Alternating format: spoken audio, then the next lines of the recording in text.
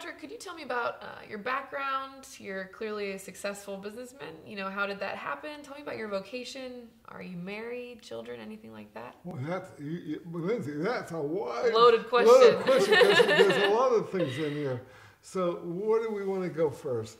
Maybe this go with my vocation story. In other words, I was, of course, born single, and I guess as I grew up, later in my life, I thought maybe I would, I'm a human being and want to be loved and accepted. And boy, I didn't have a particular friend through high school. I didn't date it much. I was shy. When I picked up the phone to call somebody, I had to write down what I was going to say. So I wasn't. So really, nothing ever happened. I was 37 years old and never married. It went on a retreat. The retreat was for single people. And oh my God, it was like, and they shared their story. Well, Roger is not an oddball. Other people, have these concerns and these things. And boy, one of the leaders of the retreat was a young single lady. So after that retreat, I got the nerve to call her up. How about that? I got the nerve to call her up. And this was like, the retreat was in October, and I guess we started dating in January, and I fell in love. And since it was my first time, I didn't know anybody. And I asked her to marry her on Easter. So, boy, isn't this, because I'm a novice, see, I'm 37 years old, and I haven't been down this track before. Most people did this at 21 years old.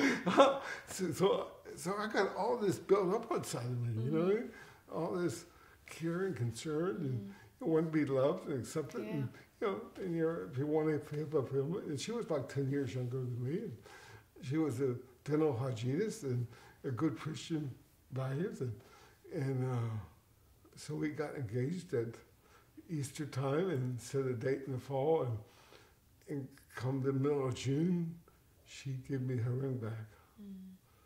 And it was a shock, and she just didn't think it was going to work. And, I really, I went through the 5 stages of death. Why me bargaining? Could I did any better? Did I say something wrong? So there was no big argument. We never argued. I'm not that kind of person. There was no, and we're still friends today. But anyway, so I was open to the married vocation. And I guess that happened, like I said, 37 years old. And then in the next 10 years, I had 2 other occasions that I thought I was called to married vocations. And I did it 2 other people over the period of 10 years. It wasn't like, one.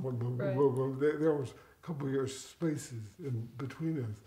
And both of those, I got to the point where I thought I was being called to the married vocation. He had asked him to marry me. In both of those situations, there was no rain, it was the snow. So anyway, but you were disappointed because you thought you was being called to that vocation, you had a partner. But what's my blessing is that all 3 of them I talked to today. They're my friends, so it wasn't like, so we supported each other the next 30 years in different ways. So for my vocation, I never married. I've been single all my life. But I think because I'm single all my life, I was able to do other things that a married person probably wouldn't be able to do. Yeah. And so it wasn't like one is better than the other. By no means. I mean, you could be a religious. I even thought at one time of being a religious. In other words, I'm Catholic, and so I thought I was being called to the priesthood. And so I went to a couple of vocation directors and seen if I was called. But back then, you had to know Latin in the Catholic Church. Oh my. God, I got a D- in Latin in school, so there's no way I could be a priest. So that was out. So. And of course, I shared my marriage vocation. And of course, by being single, look of all the things that I was able to do. Absolutely. Because if I was married, I coached sports for like 30, 40 years. Mm-hmm. I played 80 to 100 games a year with kids, sports, on the road 6 months a year. You could never do that if you Right. had a family, because you had a wife, children that would come first, which they should come first. Mm-hmm. And that wouldn't be a magnified giving problem today. Right. I wouldn't be out speaking, sharing my story, because I would have been tuned to my wife and kids and grandkids and all that. But all that's good too. So it's not one versus the other one. Exactly. So they're all, so whatever, just make the best of the cards you're dealt with. Right. And I always dealt with that card of being single, and yes, I have a human desire to be loved and loved. I think that's part of human nature. But I think I'm loved and appreciated by all the friends and all the people Most certainly that are. support me. Mm-hmm. Now, tell me about the name Magnified Giving. How did you come up with that? The name Magnified Giving came up, it took me a couple of years I asked 50 people about a name for Magnified Giving, a name for the philanthropy. Right. In other words, for the first few years, the program for Magnified Giving was called the Student Philanthropy Program. Student Philanthropy Program. That was the name. Mm-hmm. So when we made a 501c3 and people give money, I mean, that was too many words. I wanted, you want one word to to bring people's attention. I asked 50 people, nothing resonated. I was excited about a word, and then in a day or two, it just went away. It didn't touch my heart. And I'm a prayerful person. I have a prayer life. That's just who I am. So God put on my heart that name, Magnified Giving. So that's where the name came from, the Very Holy cool. Spirit. Somebody up there other than myself. Very cool. Now, you mentioned that at some point you had amassed $7 million. Tell us a little bit about how you accumulated that wealth. Where did that come from? Well, when I was 5 or 6 years old, I started. I came from a German family. I was adopted when I was 6 months old.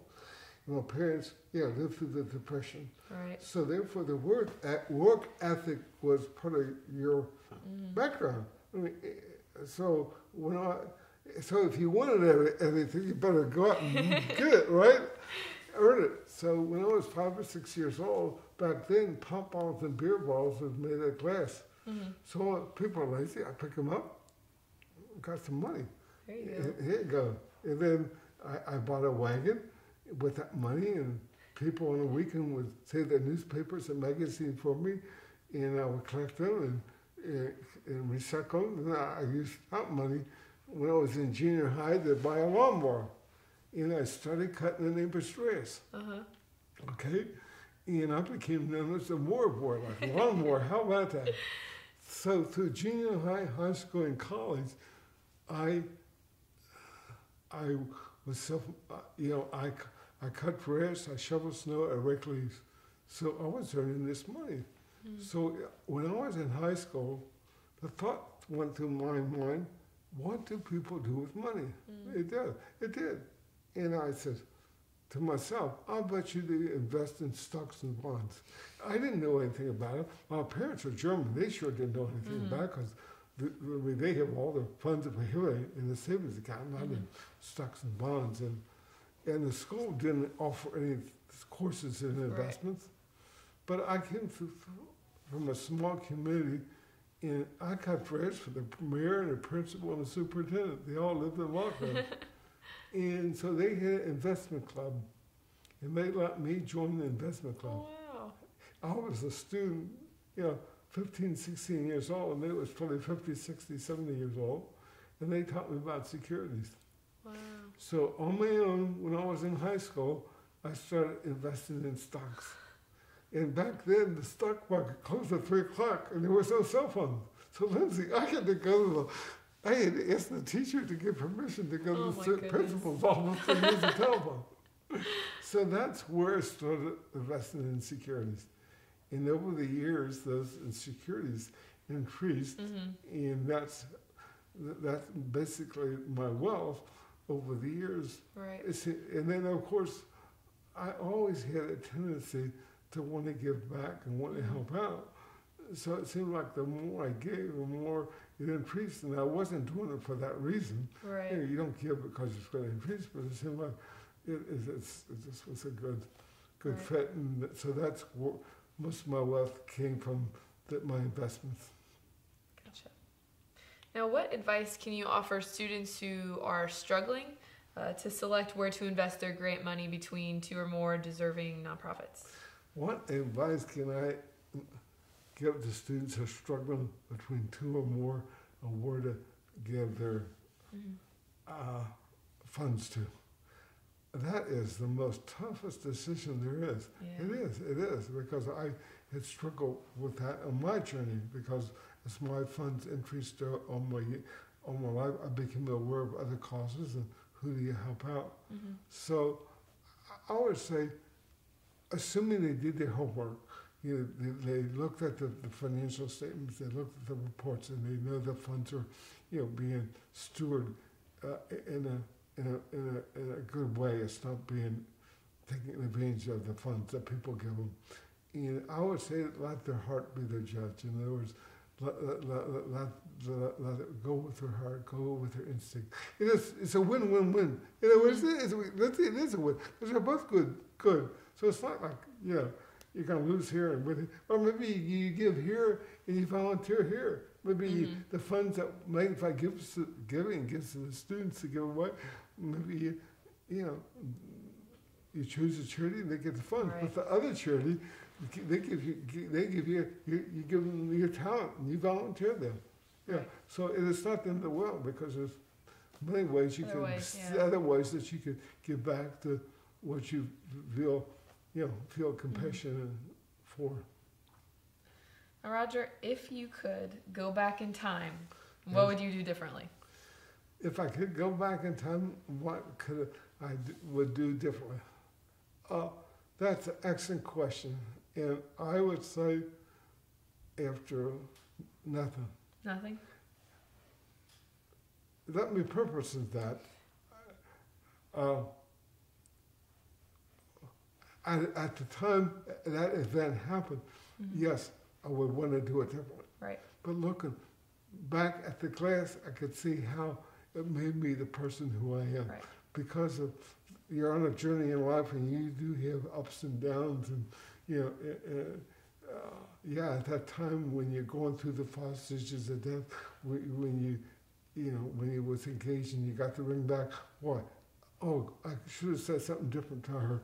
Yeah, I want to change that. So yes, but look at what I did with my life, because I wasn't married, or the same thing when I had funds and was able to help out all these people with all the funds that I was able to accumulate in my life through my investments, and then that was taken away from me because I wasn't diversified and had all these responsibilities and all these charities.